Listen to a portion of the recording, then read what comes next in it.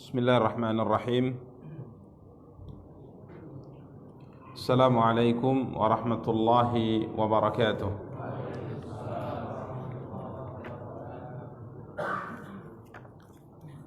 Alhamdulillahi rabbil alamin, wal aqibatu lil muttaqin fala udwana illa 'alal zalimin. Asyhadu an la ilaha illallah wahdahu la syarika lah, wa asyhadu anna Muhammadan abduhu wa rasuluh. Salawatu rabbi wa salamuhu alaihi wa ala alihi wa ashabihi wa man ihtada bihadyihi wastanna bisunnatihi ila yaumiddin wa sallama tasliman katsira, amma ba'du. Ikhwani wa akhawati kaum muslimin, kaum muslimat rahimani wa rahimakumullahu jami'ah.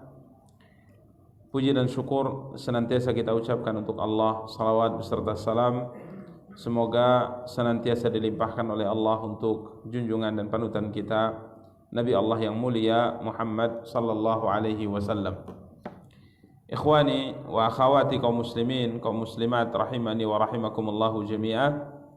Pada kesempatan yang berbahagia kali ini biiznillah kita akan kembali melanjutkan kajian dan pembahasan kita, mencoba untuk membaca kitab Riyadhus Shalihin karya Al-Imam Abu Zakaria Yahya bin Sharaf An-Nawawi rahimahullahu ta'ala, dengan panduan syarah dari Syekh Muhammad bin Shalih Al-Utsaimin rahimahullahu ta'ala. Para ikhwah dan para akhwat yang dimuliakan dan dirahmati oleh Allah tabaraka wa ta'ala, pada pertemuan yang lalu kita masih membahas hadis ke-6 dari bab al-mujahadah. Hadis Abu Hurairah radhiyallahu an, beliau berkata, telah bersabda Rasulullah sallallahu alaihi wasallam, al-mu'minul qawiyyu khairun wa ahabbu ila Allah minal mu'minid dhaif wa fi kullin khair. Ihris ala ma yanfa'uk wasta'in billah wa la ta'jaz, wa in asabaka syai'un fala taqul law anni fa'altu kana kadza wa kadza, walakin qul qaddara Allah wa ma syaa fa'al, fa inna law taftahu 'amal asy-syaitan. Pada pertemuan yang lalu kita telah sampai pada perkataan Nabi kita yang mulia sallallahu alaihi wasallam, wasta'in billahi wa la ta'jaz. Nabi memerintahkan kita untuk bersemangat dalam melakukan segala perkara yang akan memberikan manfaat untuk kita, baik kebaikan dunia maupun kebaikan akhirat. Ihris ala ma yanfa'uka wasta'in billah wa la ta'jaz. Anjuran dan perintah agar kita bersemangat untuk melakukan apa saja yang bisa mendatangkan manfaat kebaikan untuk dunia dan akhirat kita. Dengan catatan pada pertemuan yang lalu, jangan sampai apa yang berkaitan dengan manfaat dunia, apabila menurut pertimbangan kita rusak dengannya akhirat, kita lanjutkan. Kalau pertimbangannya adalah kemungkinan besar akhirat kita akan rusak, maka tinggalkan dunia tersebut, sekalipun mungkin dalam hitungan kita akan mendatangkan manfaat. Seperti kemarin kita ceritakan cerita tentang Sa'id bin Musayyab tatkala beliau menolak pinangan Khalifah Abdul Malik bin Marwan untuk anaknya Al-Walid bin Abdul Malik, seorang putra mahkota, karena dia kala itu mempertimbangkan akan kemaslahatan kebaikan dari sisi agama untuk sang anak tatkala ia diperistri oleh seorang khalifah. Dan anak ini akhirnya dinikahkan kepada murid yang dekat dengan beliau, yakni Abu Wada'ah, dengan hanya beberapa dirham saja atau beberapa dinar saja, karena ia melihat di situ bahwa ini yang akan mendatangkan manfaat untuk atau kebaikan untuk akhirat bagi anak putrinya. Maka ini yang kemarin kita jelaskan, ihris ala ma yanfa'uk, bersemangatlah dalam melakukan apapun yang bisa mendatangkan manfaat kebaikan untukmu dunia maupun akhirat, selama akhirat tidak rusak. Karena tujuan kita adalah akhirat. Apa gunanya kita mendapatkan semua kebaikan dari sisi dunia, akan tapi akhirat kita rusak? Tidak ada gunanya. Ya, kelak di akhirat, kala seorang manusia diberikan catatan amalnya dari sebelah kirinya, maka ia berkata, ma aghna anni maliya halaka anni sultaniya. Ya, setelah ia menerima catatan amalnya dari sebelah kirinya, sebagaimana yang difirmankan oleh Allah dalam surat Al-Haqqah, artinya ia akan dimasukkan oleh Allah ke dalam api neraka. Dalam perhitungan amal ia kalah, maka ia kemudian berkata, halaka anni maliya halaka anni la ma aghna anni maliya halaka anni sultaniya. Tidak bermanfaat sedikit pun harta yang aku miliki, dan begitu juga dengan kedudukan, jabatan. Karena memang yang bermanfaat atau tujuan utama dari kehidupan seorang hamba muslim adalah mengejar kemaslahatan akhirat, bukan dunia. Ya, karena dunia ini terlalu kecil, terlalu remeh, terlalu murah. Ya, dunia ini murah, tidak ada nilainya. Sehingga Nabi SAW pernah bersabda, "Lau kanatid dunya 'indallahi janaha ba'udatin." Jika seandainya dunia di sisi Allah ada nilainya, walaupun hanya seberat sebelah, bukan dua, seberat sebelah sayap nyamuk, bukan dua sayap nyamuk, sebelah sayap nyamuk, maka tidak akan diberikan minum orang yang tidak beriman di atas muka bumi ini, walaupun hanya seteguk minuman. Ya, kalau ada nilainya, berarti sama sekali tidak apa? Bernilai. Ini ada sebuah kiasan bahwa menunjukkan tidak ada nilainya, tidak ada nilainya sedikitpun di sisi Allah, sekalipun hanya seberat sebelah sayapnya, berarti sama sekali tidak ada. Ya, sama sekali tidak ada nilainya. Karenanya seorang manusia hidup di atas muka bumi, seorang hidup di atas muka bumi, kafir pun ia, tetap Allah berikan nikmat. Ya, kafir pun ia, tetap Allah berikan nikmat. Minimal nikmat menghirup udara segar. Sekalipun susah mungkin orang yang ingkar kepada Allah dalam kehidupan dunia, tapi ia tetap bisa tersenyum dalam hidupnya. Sekalipun ia kafir kepada Allah Tabaraka wa Ta'ala, namun tatkala ia haus, ia bisa meminum air. Tatkala ia lapar, ia bisa makan, ia bisa tidur. Ya, karena memang dunia tidak ada nilainya, tidak ada nilainya. Jadi siapapun yang diberikan oleh Allah dunia dengan berbagai macam bentuknya, apakah ia harta, apakah ia keluarga, apakah ia tahta atau apapun, sebenarnya ia telah diberikan sesuatu yang tidak bernilai kalau ia tidak manfaatkan untuk kehidupan akhirat. Ya, seorang yang beriman diberikan dunia, seorang yang tidak beriman diberikan dunia. Kita lihat orang yang beriman kadang juga tidak diberikan dunia, ada orang kafir juga tidak diberikan dunia. Artinya Allah membagi dunia ini sesuai dengan apa yang dikehendaki olehnya, karena memang tidak ada nilainya. Tapi akhirat sangat mahal, surga itu sangat mahal. Karenanya Nabi SAW bersabda, "Ala inna sil'atallahil ghaliyah, ala inna sil'atallahil ghaliyah, ala inna sil'atallahil jannah." Ketahuilah, barang dagangan yang Allah tawarkan ke kamu itu sangat mahal. Diulang oleh Nabi 2 kali. Dan barang dagangan itu apa? Surga, kata Rasulullah. Jadi Allah tawarkan surga ke kita, dan itu sangat mahal. Ya, itu sangat mahal. Karenanya satu tetes air surga itu tidak dihalalkan untuk orang yang ingkar kepada Allah di dalam neraka. Satu tetes pun tidak boleh mereka merasakannya, karena memang nilainya sangat mahal. Nilainya sangat mahal. Kalau dunia ini bukan hanya satu tetes, satu botol, 2 galon, mandi pun dia diberikan oleh Allah, ya, karena tidak ada nilainya. Maka ini juga menyadarkan kita, sekalipun mungkin ada sebagian kita diberikan banyak dunia, jangan kemudian dia merasa sudah paling paling luar biasa gitu. Paling hebat, paling mulia mungkin ia menganggap. Tidak boleh, karena tidak ada keistimewaannya Anda punya dunia dengan orang yang tidak punya dunia. Karena Anda saat itu sedang diuji oleh Allah dengan dunia, sedangkan yang lain sedang diuji oleh Allah dengan tidak diberikan apa? Dunia. Demikian para ikhwan dan akhwat yang dimuliakan dan dirahmati oleh Allah. Ihris ala ma yanfa'u. Wasta'in billah. Ini kita ingatkan, kebanyakan orang kalau sudah berusaha, apalagi tatkala masih dalam kondisi sehat walafiat, masih dalam kondisi muda, kemudian punya cita-cita dan berjuang untuk menggapai cita-cita tersebut, kadang-kala ia hanya bersandar kepada kemampuan dan kekuatannya saja dan lupa dengan siapa? Dengan Allah. Tapi kalau yang tua-tua biasanya sandarannya kepada Allah itu lebih apa? Lebih besar kalau yang sudah tua-tua. Mau bangkit dari tempat duduk saja minta bantuan kepada Allah.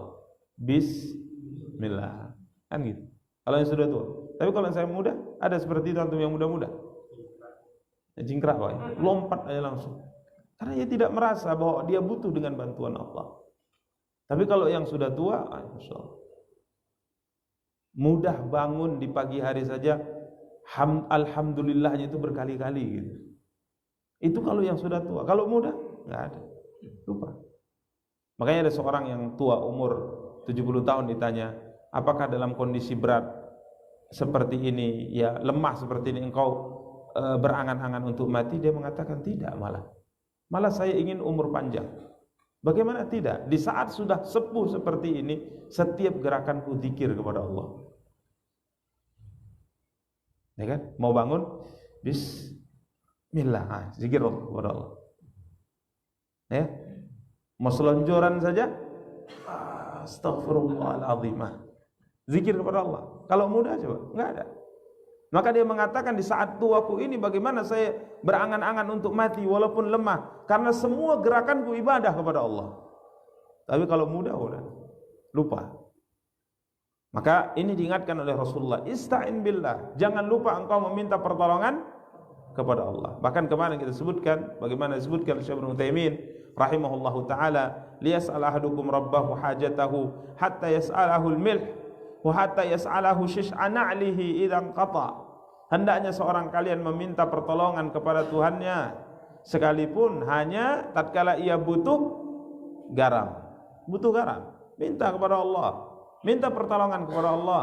Dan sekalipun tatkala ia harus menyambung tali dari sandalnya tatkala putus, minta pertolongan kepada Allah.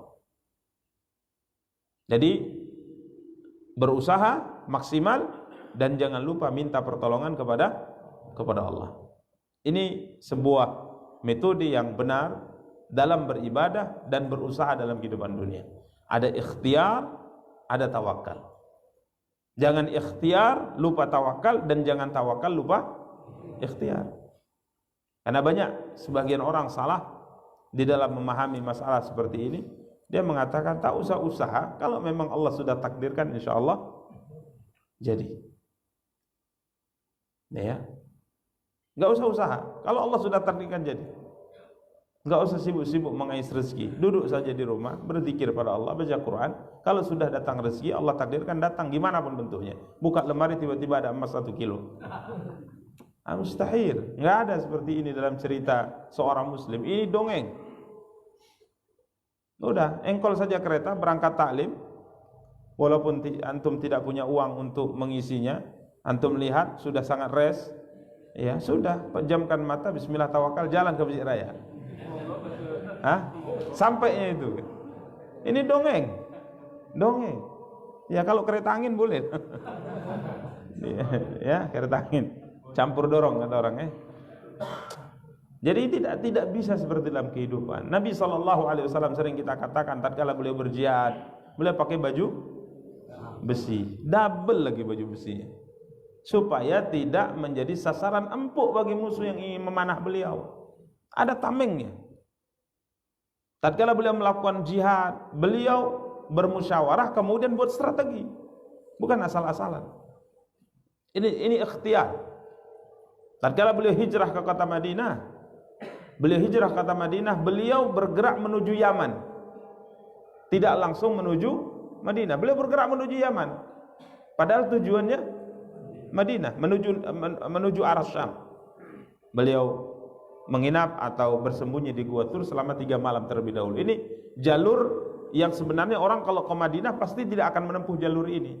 Berbalik arah. Ini ikhtiar. Ya kalau ngantuk tidur, kalau lapar makan, kan gitu. Kalau lelah istirahat. Beginilah manusia. Ya, udah nggak usah pikirkan makan, duduk saja. Allah kenyangkan sendiri perut antum. Ya, ini tidak benar. Ini metode yang tidak benar. Dan ada orang seperti ini, keyakinan pemahaman seperti ini ada. Dan ini salah. Berikhtiarlah, tapi jangan lupa tawakal kepada Allah. Karena ada orang juga berpikir, ya kalau seandainya engkau tidak berusaha, tidak berusaha dengan maksimal, bagaimana engkau akan mendapatkan hasil? Karena sebagian orang kemudian mengatakan, sebagian ungkapan mungkin agak perlu diperbaiki ya. Tatkala sebagian mengatakan bahwa usaha itu tidak akan pernah mengkhianati hasil. Ya kita katakan usaha, tapi ingat yang menentukan berhasil atau tidaknya siapa? Allah tabaraka wa taala. Maka seorang sahabat datang ke masjid, disebutkan kemudian bertanya kepada Rasulullah, ya Rasulullah, kendaraan untaku di luar, aku tambatkan terlebih dahulu kemudian tawakal, atau aku lepaskan saja dan tawakal? Maka Nabi mengatakan iqil wa tawakal, tambatkan dulu supaya ia tidak lari, karena unta itu paling cepat pergi. Unta itu binatang paling cepat pergi kalau tidak ditambatkan tali kekangnya. Maka dia mengatakan, saya biarkan dia tidak dikekang, kemudian saya masuk, saya pasrahkan kepada Allah, ataukah saya tambatkan dulu, ikatkan tali kekangnya, kemudian saya tawakal pada Allah. Maka Nabi katakan, tambatkan dulu, ikatkan tali kekangnya dulu, dan tawakal pada Allah. Ada sebagian tatkala kita ke masjid, kemudian kita bawa sepeda motor, kita kasih gembok, karena di situ memang panitia memberi peringatan, pakailah kunci ganda, setiap kehilangan tidak menjadi tanggung jawab BKM. Berarti ada masalah atau ada pernah kejadian di situ, maka kita ambil gembok dan kita ini. Dan sebagian mengatakan, kenapa ini gembok? Kalau memang mau hilang dimanapun bisa hilang. Hah? Jadi dia menafikan ikhtiar, menafikan ikhtiar. Ya kita ikhtiar dulu, kita gembok. Oke lah, jika seandainya benar yang dikatakan, sekedar untuk menghilangkan was-was.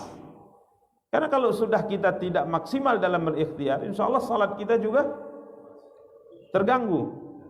Allahu Akbar, kudak, wah, jangan-jangan kereta saya rusak. Benar tidak itu? Benar. Ada bunyi. Jangan-jangan. Jadi sambil sujud tengok belakang. Karena apa? Karena tidak ikhtiar. Adapun setelah kita ikhtiar, apapun yang terjadi pasrahkan kepada siapa? Kepada Allah. Ini metode yang benar. Ihris ala ma yanfa'uka wasta'in billah. Sama seperti di masa-masa pandemi yang sangat meningkat. Boleh sebagian ngapain pakai masker? Kalau kena ya kena. Ya kita katakan ikhtiar dan tawakal. Ikhtiar dan tawakal. Kemudian Rasulullah sallallahu alaihi wasallam bersabda, wala ta'jaz. Jangan lemah. Ini kemarin kita jelaskan, dimaksud dengan jangan lemah, setelah engkau melakukan kebaikan dan meminta pertolongan pada Allah, lanjut ibadah tersebut, maka jangan engkau berhenti. Jangan engkau berhenti. Kalau istilah kita, jangan panas-panas. Nah itu, selesaikan. Selesaikan. Apapun yang terjadi, selesaikan. Ya, jadi kalau sudah ada niat kebaikan kemudian kita lakukan, lanjut terus. Inilah perbedaan mukmin yang kuat dengan mukmin yang lemah. Bukan berarti tidak ada orang yang mengakhiri apa yang sudah dia lakukan. Ada. Berarti tekad kemauannya itulah lemah.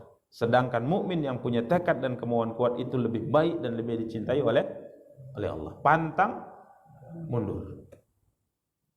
Dan kita lihat, inilah sebab kenapa di antara hikmah oleh para ahli sejarah mengatakan Nabi terakhir itu diutus dari bangsa Arab.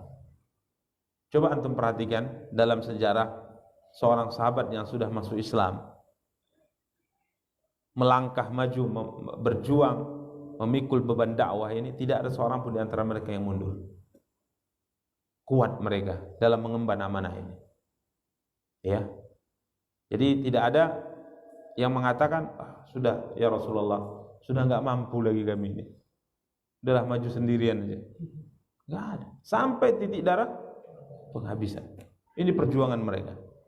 Maka coba antum baca di masa Makkah maupun Madinah, ini sahabat tidak ada yang mundur.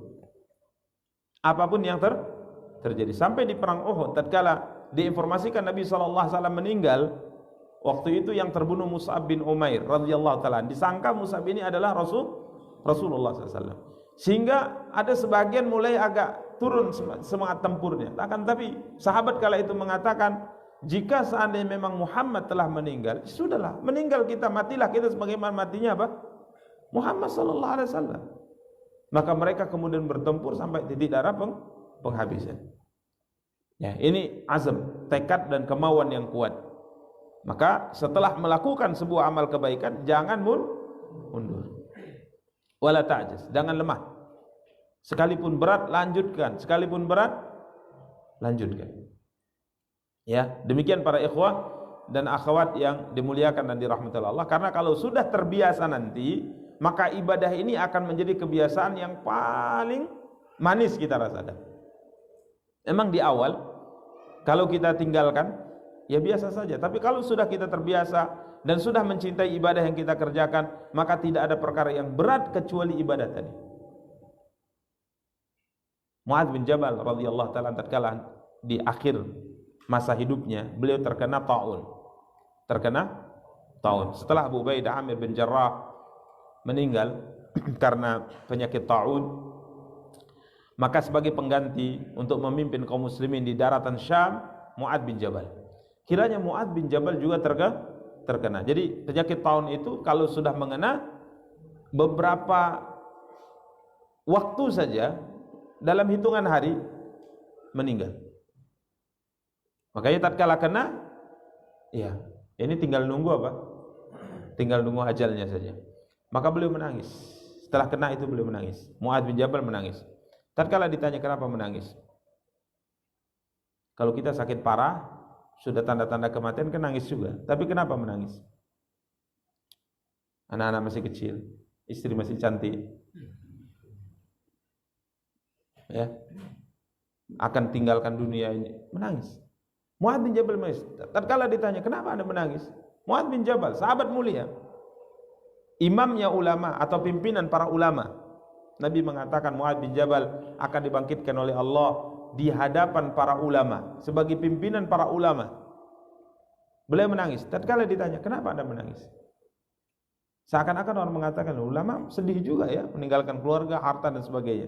Maka dia mengatakan saya menangis karena saya tidak bisa lagi kelak, kalau saya mati saya tidak bisa lagi mengerjakan puasa di musim panas yang begitu panas. Jadi ia sudah merasakan puasa itu adalah kenikmatan. Saya tidak bisa lagi mengerjakan salat malam di musim dingin yang sangat dingin. Kalau dingin apa kita lakukan? Tarik selimut tebal. Karena itu yang kita rasakan nikmat. Kalau orang-orang yang sudah sampai pada tingkat ibadah dan membiasakan diri ibadah, yang paling nikmat adalah beribadah. Di musim panas begitu panas, bercucuran keringat kita, apa yang paling nikmat? Es kelapa muda. Ya, nikmat kali kan gitu. Begitu juga di malam hari. Kalau kemarin musim hujan setiap malam, sehingga di Binjai ini cuacanya itu berapa ya? Sampai mungkin 20, 21. Dingin, nggak perlu AC, apalagi yang ada AC. Semakin malam semakin dingin, semakin nikmat apa? Tidur. Karena itu kenikmatan selama ini kita rasakan. Jadi Mu'adz bin Jabal mengatakan, kenapa Anda menangis? Karena saya tidak, setelah mati nanti saya tidak bisa lagi mengerjakan puasa di siang hari yang begitu panas. Saya tidak lagi bisa mengerjakan salat malam di musim dingin yang begitu dingin. Jadi musim dingin orang sedang menggigil, dia sedang merasakan kenikmatan walaupun susah, tapi beliau sedang merasakan apa? Kenikmatan. Kemudian saya tidak bisa lagi duduk berdesak-desakan dengan kaum muslimin tatkala belajar menuntut ilmu syar'i. Jadi subhanallah, ini luar biasa ya. Maka ini yang membedakan kita dari sisi kecenderungan, kebiasaan, kegemaran, hobi. Ya, ada orang hobinya puasa, ada orang hobinya main bola,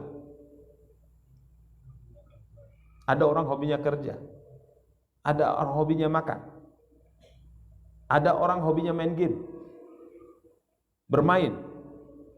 Ini syahwat, dalam bahasa Arab disebut apa? Syahwat, kecenderungan seseorang. Jadi hobi mereka ini sudah mengarah kepada manfaat akhirat. Jadi puasa itu hobi, salat malam sudah hobinya, ya. Kemudian menuntut ilmu sudah hobi, sehingga apapun yang terjadi tatkala melakukan itu walaupun susah, malah di situ ada sebuah kenikmatan. Antum main bola, hobi main bola, di saat susah sekali menembus gawang lawan,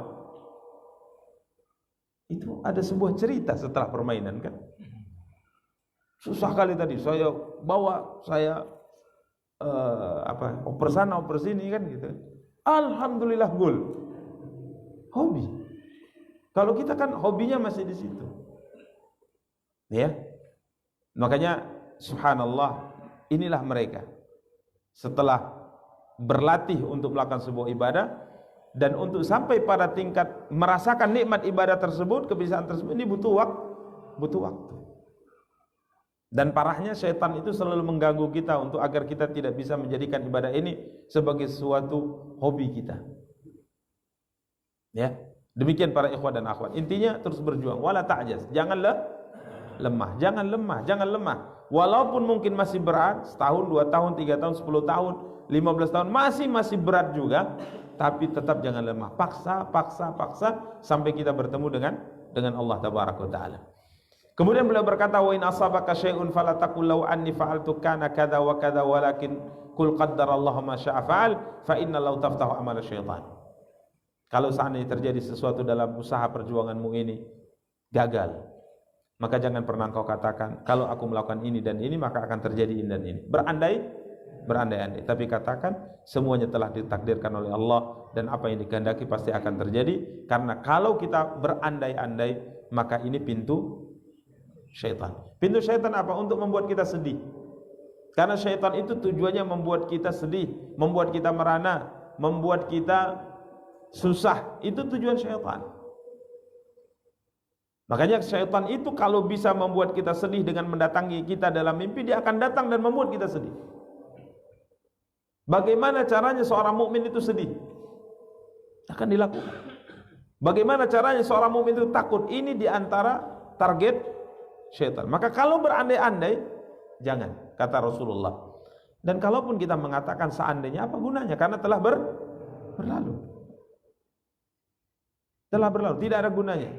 Islam memerintahkan kita untuk menyongsong masa depan. Masa yang telah berlalu itu hanya sebatas sebuah kenangan, walaupun memang berat sekali untuk melupakan apa?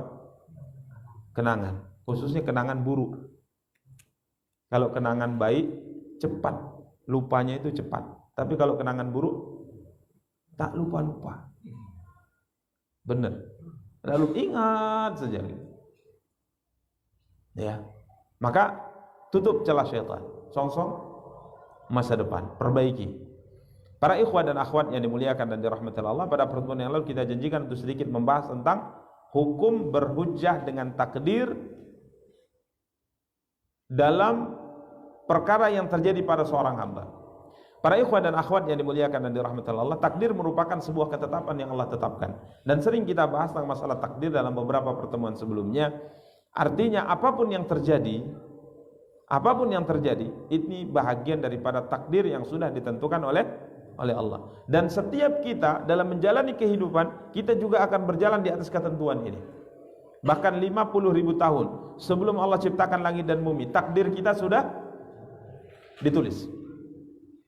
Apa yang akan kita lakukan dalam kehidupan, itu semua sudah ditulis 50.000 tahun sebelum Allah ciptakan langit dan bumi. Bukan sebelum Allah ciptakan kita. Sebelum Allah ciptakan langit dan bumi, takdir semua manusia, takdir semua akan terjadi, ini sudah ditulis di Lauh Mahfuz. Tidak ada yang bertambah dan tidak ada yang berkurang di sana. Jadi kita berjalan sesuai dengan takdir yang telah ditulis.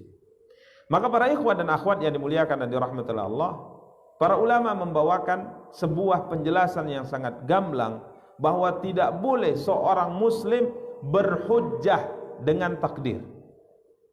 Berhujjah dengan takdir, tapi mereka mengatakan dalam maksiat. Dalam maksiat.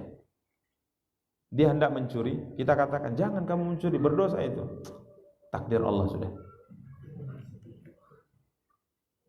Kamu ini kok nyabu terus, takdir Allah Ustaz. Banyak orang seperti itu ya. Kenapa enggak salat? Udah takdir saya kayaknya Ustaz. Dia berhujjah dengan takdir dalam maksiat. Ini hukumnya haram, tidak boleh. Tidak boleh. Yang boleh adalah berhujjah dengan takdir dalam musibah. Jadi ditimpa musibah, kemudian kita mengatakan, ya ini sudah ketentuan takdir Allah, ini boleh. Tapi dalam maksiat tidak boleh. Dalam maksiat tidak boleh. Karena Umar bin Khattab radhiyallahu taala anhu mengadili seorang pencuri. Diadili. Dalam Islam yang mencuri hukumnya dipotong tangan. Wasariqu wasariqatu faqta'u aydiyahuma jazaa'an bima nakala jazaa'an bima kasaba nakalan minallah wallahu azizun hakim. Orang yang mencuri itu tangannya dipotong di pergelangan. Tatkala dia mencuri, tangan kiri dipotong, pergelangan. Mencuri lagi, kaki kanan yang dipotong. Mencuri lagi, nggak ada yang dipotong lagi. Diserahkan kepada pengadilan, apa hukuman yang diberikan kepadanya. Karena sudah 2 kali. Ya. Dan subhanallah, lelaki ini ditangkap, kemudian diadili dan terbukti dia mencuri, maka Umar hendak memotong tangannya. Maka dia mengatakan, ya Amirul Mukminin, apakah engkau hendak memotong tangan saya karena saya mencuri, padahal mencurinya saya itu karena takdir Allah juga. Kan Allah takdirkan saya mencuri. Ya kalau seandainya Allah tidak tentukan saya mencuri, saya tidak mencuri. Ini kan sudah ketentuan Allah. Maka Umar mengatakan, ya Anda mencuri ketentuan Allah, saya potong tangan Anda juga ketentuan Allah juga. Ya, satu-satu ya. Ini nggak bisa ngomong kan? Makanya para ikhwah dan akhwat yang dimuliakan dan dirahmati Allah, berdalil dengan takdir dalam musibah, hukumnya dalam maksiat ini tidak boleh. Tapi dalam musibah boleh. Inilah yang dikatakan oleh Rasulullah, kalau seandainya terjadi sesuatu, jangan kamu katakan seandainya ini aku lakukan ini maka akan terjadi ini dan itu, akan tapi katakan qaddarallah wa ma syaa fa'al. Semua ini adalah ketentuan Allah dan apa yang Allah kehendaki pasti akan terjadi. Jadi ini dalam musibah. Jadi kita sudah berikhtiar maksimal, kita sudah memohon pertolongan kepada Allah dengan maksimal, dan kita lanjutkan amal ibadah tersebut, kebaikan tersebut, kiranya gagal, maka katakan qaddarallah wa ma syaa fa'al. Jangan kemudian kita katakan, seandainya saya kemarin melakukan ini dan ini, pasti tidak akan seperti ini ceritanya. Lau tidak ada. Seandainya tidak ada, dan tidak boleh diucapkan oleh seorang muslim. Hal ini sebagaimana yang terjadi perdebatan yang diceritakan Nabi dalam hadis riwayat Imam Muslim antara Nabi Allah yang mulia Musa dan Nabi Adam. Jadi Nabi Musa dan Nabi Adam bertemu. Nabi Musa dan Nabi Adam bertemu, tentang kaifiat pertemuannya Allahu a'lam bagaimana, karena tidak diceritakan oleh Nabi. Keduanya bertemu. Kemudian Nabi Musa berkata kepada Nabi Adam, wahai Adam, wahai nenek moyang kami, khayyabtana wa akhrajtana minal jannah. Engkau membuat kami susah, anak keturunanmu susah. Karena gara-gara engkau bermaksiat di surga, akhirnya Allah turunkan engkau dan anak keturunanmu di dunia. Jadi protes ya, Nabi Musa alaihi salatu wassalam mendebat Nabi Adam, karena sebab Nabi Adam lah akhirnya manusia turun ke mana? Ke bumi. Jadi subhanallah, kalau Adam tetap di surga, maka kita juga di surga kan? Gak susah kita hidup ya. Gak susah kita hidup. Ya mungkin kalau dalam kehidupan, ya gara-gara bapak dulu pindah dari kampung, ginilah hidup kita pak. Jadi susah. Mau makan harus pakai tahapan. Kalau di surga kan tinggal nikmati saja. Sekarang mau makan nasi saja, tahapannya panjang sekali. Siapkan dulu sawahnya ya, kemudian di benihnya disiapkan terlebih dahulu, kemudian mulai ditanam, tunggu sabar gitu. Iya kalau nggak ada hamanya ya, ini ada hamanya, ini nggak ada hamanya terus tumbuh, selesai berapa bulan? 3 bulan, menguninglah padi tadi. Mulai kita panen, kemudian setelah panen kita jemur dulu. Setelah jemur bukan langsung bisa dimakan pula, harus digiling dulu. Kalau dulu ditumbuk, iya setelah ditumbuk kemudian barulah mungkin jadi beras. Enggak langsung bisa dimakan, dimasak dulu. Ya, setelah dimasak pun enggak bisa langsung dimakan. Tunggu dingin dulu. Tunggu dingin dulu. Subhanallah. Ini tahapan dalam kehidupan dunia. Kalau surga tidak seperti itu. Instan dia. Mau apa antum? Datang. Mau apa? Bisa datang. Sampai ada yang petani masuk surga. Nabi bercerita demikian, dia mengatakan, "Ya Allah, aku ingin bercocok tanam." Petani masuk surga. Allah bilang, "Enggak cukup dengan nikmat ini. Cukup. Tapi saya memang ingin bercocok tanam." Allah katakan, "Nih benihnya, tanamlah." Maka mulai dia tanam. Seketika itu tumbuh, seketika itu di depan matanya dia lihat perkembangannya. Langsung panen. Puas? Puas. Makanya kalau antum punya hobi silakan nanti minta di surga. Saya hobi naik kuda, tapi nggak ada duit karena kuda di dunia mahal sekali.